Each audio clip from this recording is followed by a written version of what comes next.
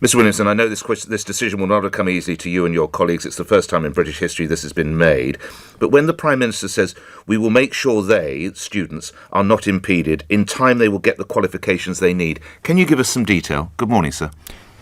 Good morning. And Nick, you're absolutely right in your comments there about, as challenging as it is, we will get through this, but we do have to take quite extraordinary actions, and closing every school across the country is something that, and cancelling exams is something I never thought in a million years I would ever have to do when I was appointed Education Secretary. Sure, you didn't want to do it either. And certainly didn't want to do it.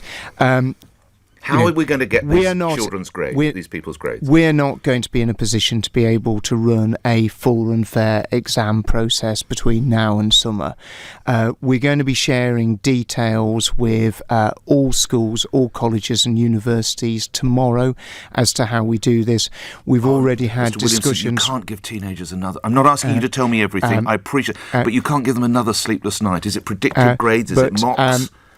But, children aren't going to be taking exams this year. The aim is that we are going to be issuing people's GCSE results and A levels in August. We can't totally guarantee that because we don't know how this pandemic will evolve. But there isn't going to be exams that will be taking place between now. Is it continuous assessment or mocks or predictions? We are going to be issuing those details tomorrow. Mr. Williamson, I don't know whether you've got teenagers, but that's another sleepless...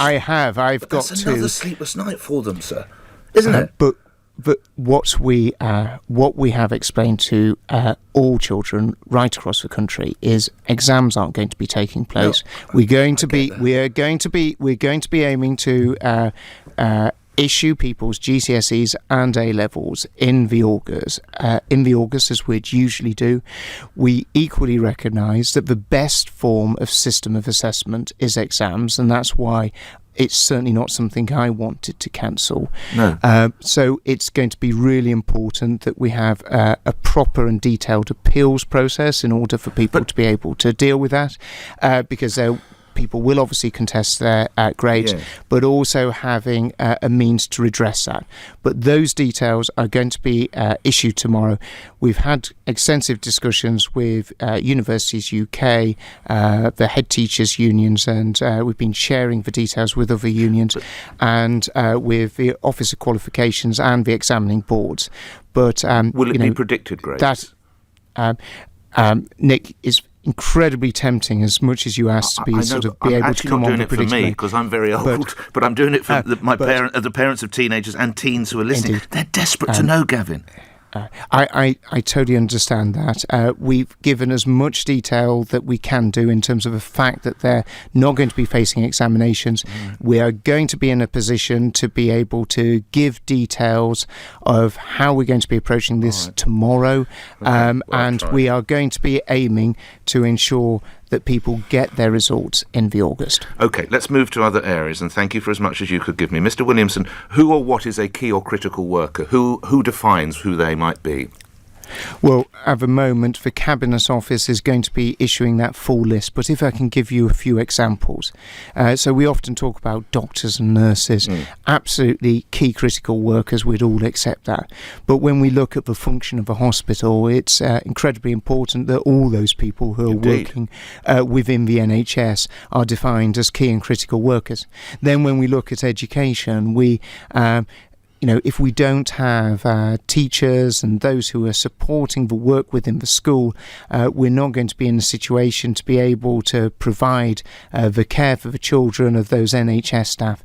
But then if we look more widely, we all recognise the importance of making sure that the shops are stocked with food, and actually there's the food processing that's going on. Right. So we're having to look at the whole supply chain and key national infrastructure. That sounds like everybody bar journalists then, Mr Williamson, is a key worker. It probably isn't journalists, and some politicians. We need everyone else out there, really. We do. I'm not sure. I think the nation probably would survive without you and estate agents. Me and estate agents. Can we throw it? Well, we won't add in. Sort of probably best not add in too many of the professions. No. But it's what we're looking at doing is that there'll be 10% of children who are currently in school that will have an option of being able to continue to be able to come to school. Because obviously you can't teach a class of children aged from 5 through 18. Is it more like... I don't mean a creche in an offensive way, but it's more a secure area for children, really, than learning. It is a secure area for children. This is why we had to make the decision in terms of exams. We're not going to be able to deliver a set of exams. It would be unfair on those children who would be missing out on big chunks of their curriculum that would be absolutely essential in order to be able to take those exams, in those final few weeks beforehand. So it's going to be a safe place for people to be able to leave their children with the world's best professionals in terms of looking after them, and that's amazing teachers, amazing teaching assistants who've always given so much support to schools and children. Indeed. What are those children who are in need of free school meals? Well, what we're doing is we've made it clear to every school we're going to be reimbursing them. Initially, they're going to be given vouchers from the schools themselves, and then there'll be a national scheme of vouchers that will be available. But we are working with local education authorities to see how we can get as many kitchens open within schools as possible, because, of course, I want to see as many schools offering hot meals as is possible. When are the children going back to school? Nick, you're very used to politicians not giving you a clear answer. That's why I phrased the question in that fashion, Mr. Williamson. I wish I could say with absolute certainty as to the date that children will be going back to school. But I know that all teachers, all head teachers, it's September, isn't it, at the earliest? And myself will be working and doing everything we can do for when it is. I mean, it's not unreasonable to use September as an example, given what Nicola Sturgeon, the First Minister of Scotland, said yesterday. It wouldn't be unreasonable to make that assumption. But if we are successful in getting this pandemic under control and making sure that the spread of the virus is stopped, then we would all like to see things go back to normal as swiftly as possible.